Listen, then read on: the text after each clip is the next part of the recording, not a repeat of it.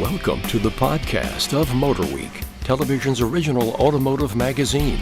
MotorWeek is made possible by rockauto.com. Here's your MotorWeek podcast host, John Davis. Thank you, Alec Webb. Welcome to MotorWeek podcast number 258. And joining us Zoom style today is our senior executive producer, Dave Scribner. Dave? Well, that was kind of muffled. Is that those antique walls you're sitting in? Our writer, two-wheeling reporter, Brian Robinson. Hello, John, and everyone else. And our over-the-edge reporter and podcast producer, Greg Carlos. Hey. Okay, we got a full slate today, 3 vehicles to talk about, a lightning round. We even have a viewer question from Missy. We'll see if anybody's got any rant and raves. Dave hasn't joined us for a while, so maybe he does. But anyway, let's get rolling. And okay, maybe I'm the only person on the planet that was confused slightly for how to pronounce this. The 2023 Cadillac Lyriq. Greg, you want to tell us what it is, why we should be interested in it, and what has GM got in store for us? Yeah, so this one is actually ahead of schedule by a few months. That's kind of a surprise. So this is an all-electric SUV, and I hear all the gas now. Oh my gosh, another all-electric SUV. Well, guess what? That's just what it is now. It's going to be all-electric SUVs and sedans occasionally. So this is Cadillac's first all-electric vehicle, the SUV. It's a 2023, so it will, even though it's ahead of schedule, it won't come into production. They're saying until early 2022, which is, almost a year from now. So it sticks styling-wise to what we've seen from Cadillac. They've got the same, what do they call that? A black Art crystal grille. Well, I don't even know what they call it anymore. It started life as art and science, but basically it looks like years ago, wasn't it? Huh? That was 15 years ago. I know. But I didn't care for it then, but I think I like it better now. Maybe I've just gotten used to it, but it's pretty bold. If you've seen one of the newer Cadillacs, you'll instantly know that this is a Cadillac by the grille, which is really doesn't have like a real grille because it doesn't need one because it's all electric. Speaking of that all electric platform, it's the Ultium platform, which GM uses across all of their brands. They're going to say over 300 miles of range. This is all Cadillac estimates right now. We don't know specifics. 100 kilowatt hour battery. They're saying horsepower. I'm looking through my numbers here. Over 340, expected 340 horsepower. Sorry. And I think what they're looking for is probably one of like the bigger, I think more interesting pieces of news about this one is that the home charging capabilities will be the best in the class with a 19.2 kilowatt charging module. Yeah, they said that you can get, I think I'm remembering, almost 60 miles worth of range in 2 hours or something like that. Yeah, and that's at home. Like right. 240 volt. Yeah, so when you hear of all these fast charging situations from other EVs, you hear of it. That's DC fast charging, which nobody's really going to have at home. That's when you go somewhere and get one of those big, thick cables and really get it charged like 100 miles in 10 minutes or whatever they say it is. So this will enhance your capability at home. So if you're home for like your lunch break and you need some range, you can get up to 52 miles, they say, which is a pretty big deal. Inside, we're looking like an Escalade. If anybody recalls that massive 33-inch screen that goes across essentially the whole dash, Essentially the same thing here. Very futuristic looking inside. Minimalist is the key word or the buzzword with all these EVs. But back to the exterior styling, I think I kind of glanced over that earlier. This is an SUV, but to me, it looks more like a wagon just lifted up a little bit. Kind of if you think of an old CTS wagon, along those lines, just sits a little bit higher. So how big is it? Are we talking something about the size of a Mach-E Mustang or a Tesla X or Y, or what are we looking? X. What are we looking at size-wise? Size-wise, I mean, do we know? I don't know if we have dimensions yet. I'm looking at it from a profile right now. It looks longer than a Mach-E, but not quite as tall. But that could be deceiving because, like we've seen in the Mach-E, Picture. it looks like it's sloping, but it actually has quite a bit of rear headroom. Brian, do you know any more details? No, it's definitely mid-size, smaller than Escalade. I think similar in size to the Mazda CX-9, just from the looks of it. As far as what Greg was saying with the styling, I don't know if it looks so much like current Cadillacs or not. I think it looks better. I think a lot of the recent Cadillacs have been more showy. This one kind of looks more classy to me, a little more rounded, not chiseled. I like the looks of it. You don't necessarily know it's an EV by looking at it. It just looks like a really nice Cadillac SUV. And they're bringing out the rear wheel drive only base model first, which is the exact opposite of what they're doing when over on the GMC Hummer side. You got to have to wait another 2-3 years to get the base model on that. So I'm intrigued by that. But I'm looking forward to driving it for sure. I kind of want to know more about this regen on demand. They have a new, like an updated system. Remember the ELR was one of the first cars to have the actually paddle activated regen. So you could activate the regen braking with a paddle. And now this one, they're claiming that I think it's actually pressure sensitive. So you might be able to, I would assume, like dial in certain amounts by how hard you pull on it. Certain cars have the paddles to adjust the sensitivity of it. Is it like that, you think? I understood it as like it actually it doesn't necessarily change the aggressiveness of it. It just actually engages the regen braking. Yeah, you can. It's like a handbrake. You can actually use the paddles as a brake, which you can do on the Bolt EV as well. I mean, people, Right. that's what people use to do the one pedal driving. So I'm assuming with that you'd be able to do one pedal driving if you want to. I'm not a fan of that, but One pedal in one hand. Yeah. Yes, one pedal. And by the way, it will have the latest version of Super Cruise on it. So Yeah. I will Dave, note any that comment? Not on this, no. I'm looking forward to seeing it in person. Well, while I'm on you, let's go to the second vehicle, and here we go. It's another EV. What do you know?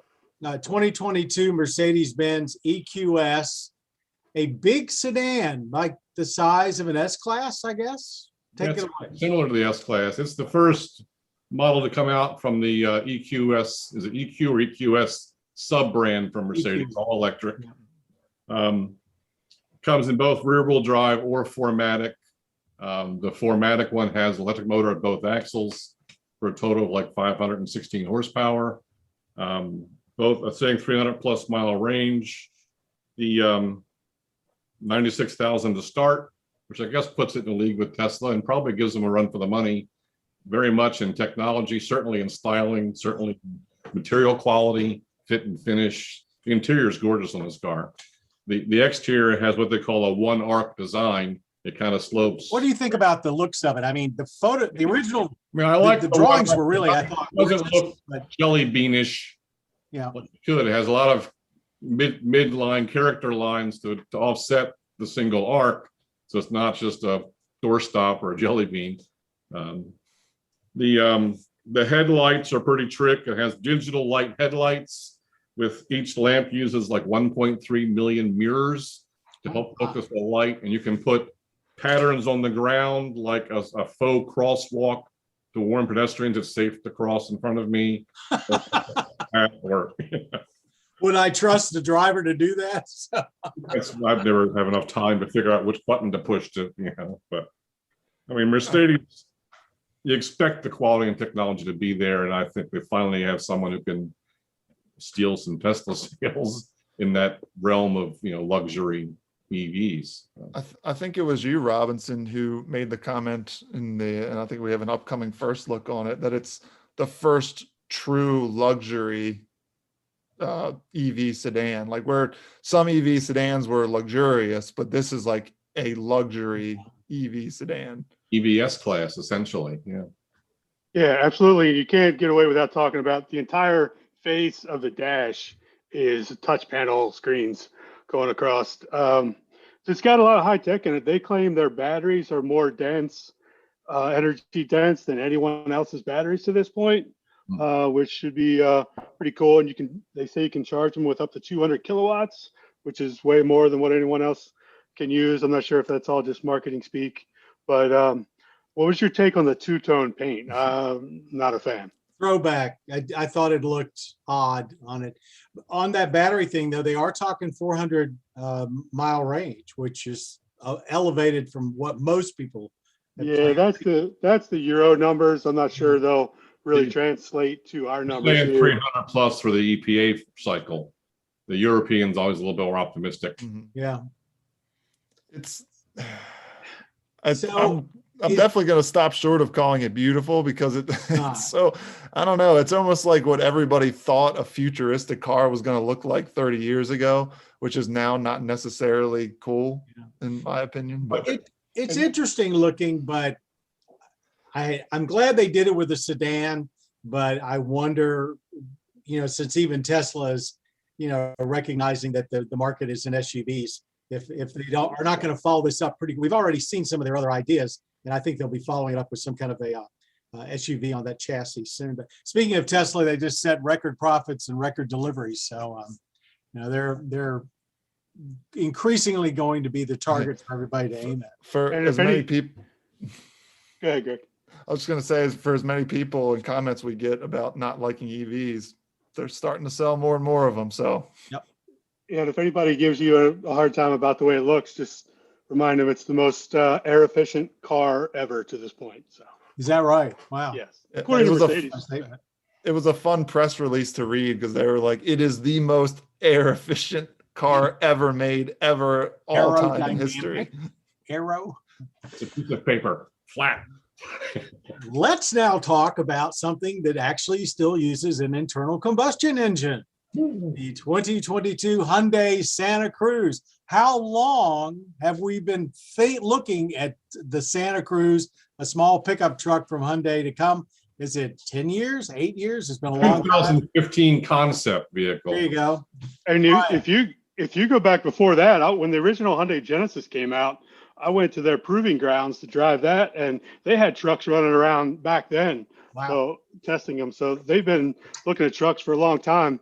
It's interesting up to this point.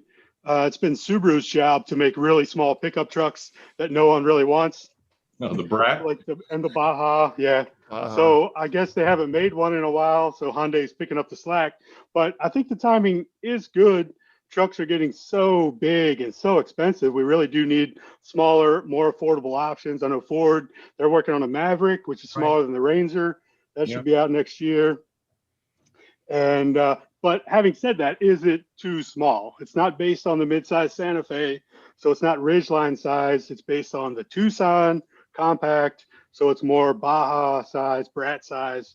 But the cool thing about it, if you've seen the new Tucson, which is also all new for 22, it's got a really big black grille, and then it widens as it goes up to the top towards where the headlights would be. But instead of stopping at the headlights, it actually goes over top of the headlights. The headlights are behind the grille. So that's kind of cool. But from there back, it's all Tucson. So you get back to the C-pillar.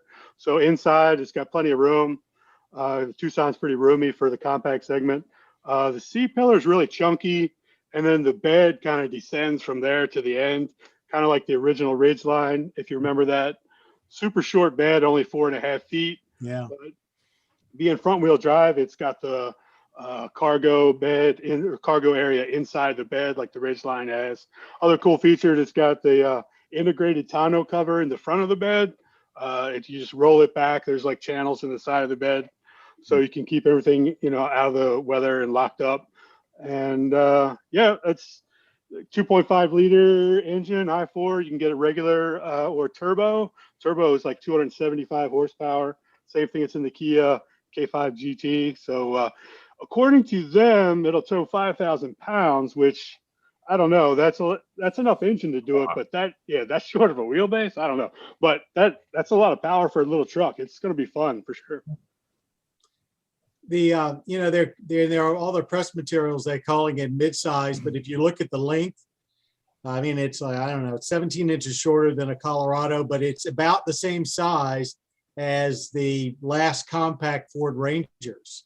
So really it's a compact truck. And I think the Maverick is probably going to fall into that too. Any other comments? Is it too small? What do you think? I don't think it's too small.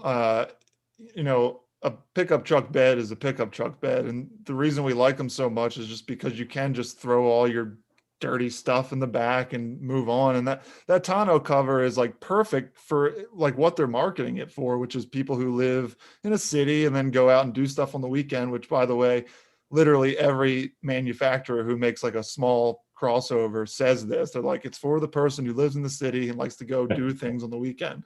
And like Hyundai actually says, okay, well, let's make it a pickup truck. Let's like actually let these people do stuff in it. So, I mean, I'm excited to drive one, and I do think they actually hit the mark on this one. I mean, Toyota just introduced a Sienna with all-wheel drive and a raised ground clearance for families to go out. Like, right. You wouldn't go to Moab with it, but you go to the ski resorts in snowy weather, cabin or whatever. And yeah, sure. Yeah. Well, I think it's exciting. We've needed some smaller than what we've had pickup trucks for a while. We know it's Hyundai, so it's going to be priced right.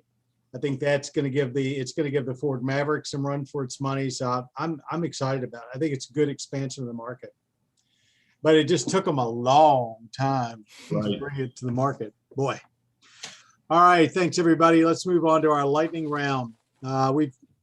We used to say we had 30 seconds to talk about this, but it's an open forum. This is a very interesting one. We've really never talked about anything like this, I don't think, on our podcast before. For the second year in a row, the nonprofit Drive Towards a Cure will be raising funds for Parkinson's disease and encouraging enthusiasts to simply get out and drive. Get away from these Zoom meetings and go see what it's like to still remember how to drive a car.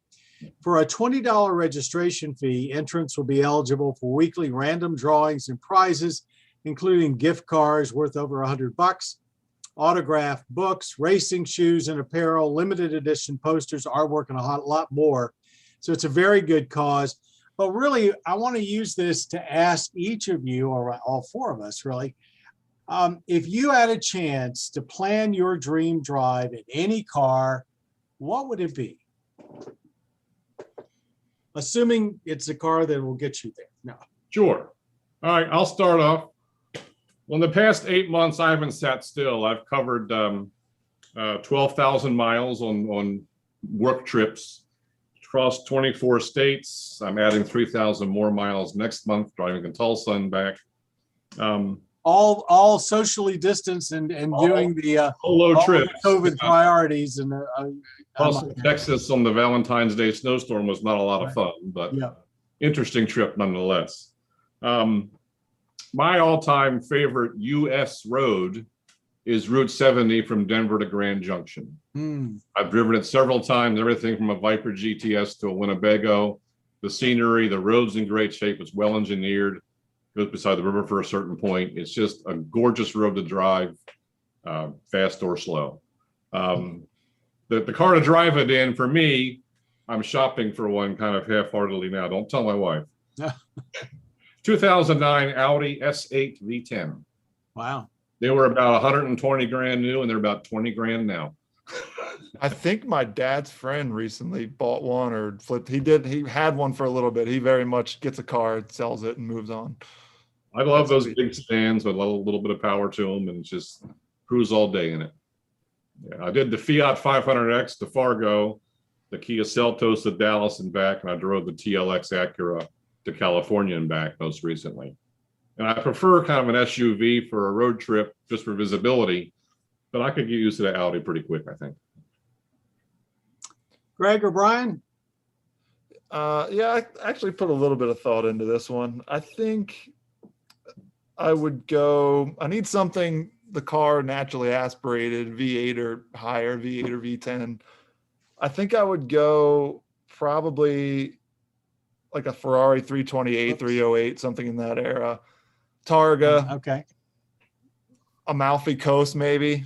I went there once in college, which was absolutely beautiful. It scared me to death that we were driving like a 30 passenger bus or whatever it was. And the driver is just like cruising on the coast. And we are like, what seems like inches from falling over the edge. But I think driving around in a roofless Ferrari would be pretty cool.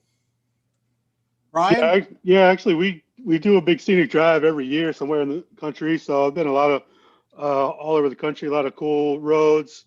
I was actually planning last summer doing the loneliest road in America in I've done that. Nevada. So yeah, I did it a long time ago, but it's been a while. I'd like to get back there. So that would be, since I have that one planned, I guess that would be my dream one. The vehicle would be, if I was solo, I'd want to be on a Triumph Tiger Explorer 1200. If I had my old lady along, I would definitely go with the Indian Roadmaster because I like to keep my girl comfortable. But a road that I've done, I'd like to do again. The whole coastline in Washington State is amazing, and it's like, if not better, just as good as California, but with 10% of the traffic. It really is gorgeous. Mine is is also a throwback, as most of everybody else's has been. Back when I first joined Maryland Public Television, shortly after I did, I bought a 1973 Di Tommaso Pantera, and some of the most enjoyable drives I ever took with my soon-to-be wife at the time, Cheryl, were just anywhere. We'd get in it and go, and if it didn't break down, we had a really wonderful time. But I'd really like to do that sort of in the one that got away, because I was trying to choose between two cars. I had the Pantera, which had an American Ford engine in it, and at the same time, you could buy a 72 Dino, Ferrari Dino, for about the same amount of money. And the Ferrari aspect scared me a little bit, and the Fiat engine scared me a little, so I didn't. Of course, I should have, because that's worth a whole lot more than the Panteras are today. But give me a 72 Dino that's been gone over well. And the trip I'd like to take actually is up and down. I'd like to start in the end of the interstate in Maine and drive all the way to Key West and not get on any interstates, just do back roads the whole way, not set any distance, just probably hug the coast as much as possible and take whatever time it takes. For once in my life, I'd like actually the journey to not be to a calendar or a time clock, but that's mine. Yeah, nice. I think the Dino would be kind of fun. I'd take any one of them, guys. Yeah, it sounds like we've all got good, terrific ideas. So. I just now remembered, Scriv, remember our last trip in 2019, maybe, with Porsche? They just handed us the keys, me to this 996 GT3, and Scriv had a 991 Speedster, and we were just ripping through Sonoma, and these cars are just like, sure guys, take them. Meet you at lunch. Yeah. It's tough work, but somebody's got to do it. I know. Thanks everybody. A good cause, by the way. Drive towards a cure. We have a viewer question from Missy.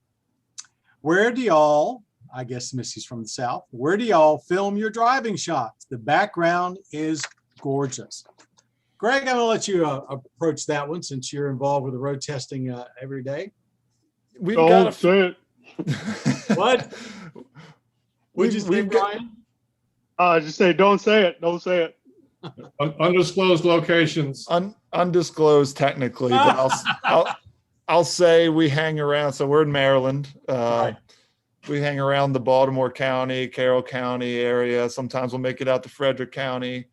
The roads are purposefully pastoral and away from people, because as much as we like to talk to people, we also have to get work done. So as long as there's not a lot of cars driving through, and those are the roads we've picked. But we have a very compact shooting schedule, Missy, but when they go out, they're basically looking for roads with minimal traffic, roads where in many cases we've gotten to know all the people that live along the road, so they don't mind us turning around in our driveways. But we live in a state that's absolutely gorgeous. I mean, you get away from the big cities, and it's a beautiful state to drive in. So they want roads that are sunny without the dappling of the shade, because it plays their cameras. But it's hard to find a sunny road that has curves to it. A lot of the farms are laid out in squares, so you get a lot of straight roads in the sun where crops grow, and the shady stuff's in the woods. plus also these days, another reason we do what Dave just mentioned is after we shoot the drive-bys and the GoPro shots, we then launch the drones. And so you need to be able to see the car overhead.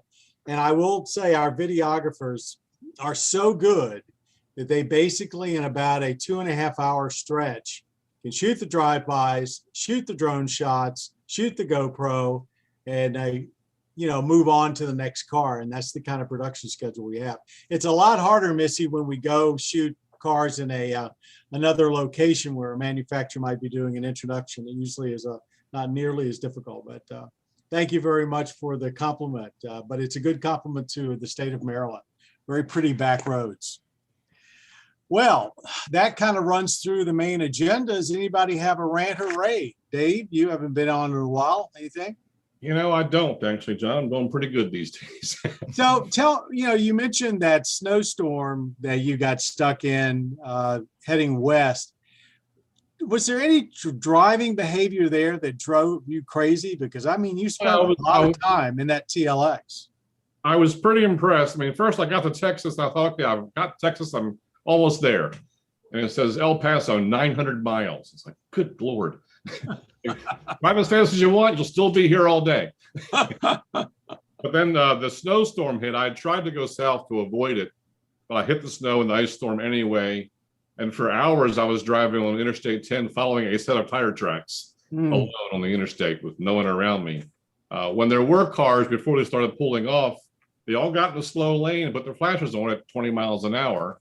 I was flying by at 35. But Yankee. the lane discipline was great, I thought. Despite Texas not being used to snow and ice, that they might have been too scared to go in the fast lane. They just all got in line and went down the road at a trudge's pace. It was fine. That's good. I figured if I stopped now, I'd be stuck for 2 days with no power. I had to be in California where it's warmer. Just keep heading south, young man, and go. You were texting the whole way, and it's like not while he was driving. Wipers off. The wipers kept icing up. Yeah. The only fault with the Acura, I think.